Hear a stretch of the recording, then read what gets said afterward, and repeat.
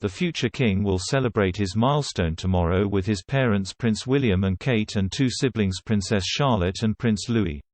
Royal fans are already taking to social media to send well wishes to George, but critics of the royal family have used the occasion to double down on their stance.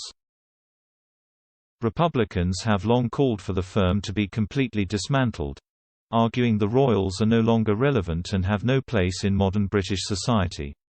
Republic, a Twitter account that campaigns to replace the monarchy with an elected head of state, issued a rallying call for the Queen to be dethroned. A message posted by the group read, "A boy who turns 8 tomorrow has already had his life mapped out. He can't choose his religion or career or choose not to marry or not have children.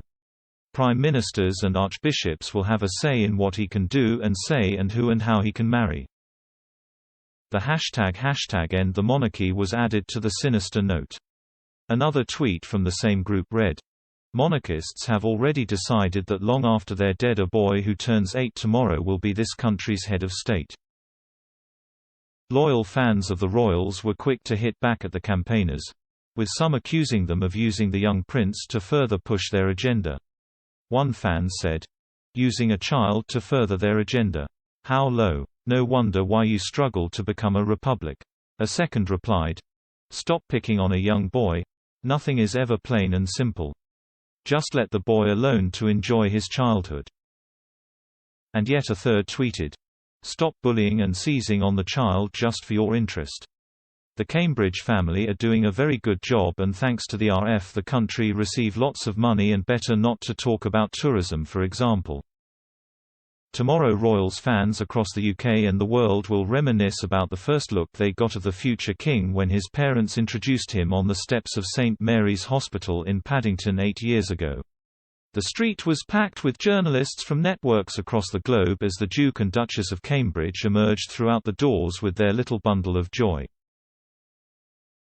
In keeping with royal protocol, Her Majesty the Queen was the first to be informed about the birth of George, who is third in line to the throne. Kate's parents Michael and Carol Middleton briefly visited their first grandchild at the private hospital. Security was tight and details about the birth were closely guarded by the royals. Kate suffered from an extreme form of morning sickness during each of her 3 pregnancies. In December 2012 she was admitted to St Mary's Hospital suffering from hyperemesis gravidarum. At the time the Duchess had not yet reached her 12-week mark with her pregnancy and therefore had not yet publicly announced the happy news. More than 7 months later she returned to the same venue where she gave birth to her first son, who went on to be christened Prince George Alexander Louis.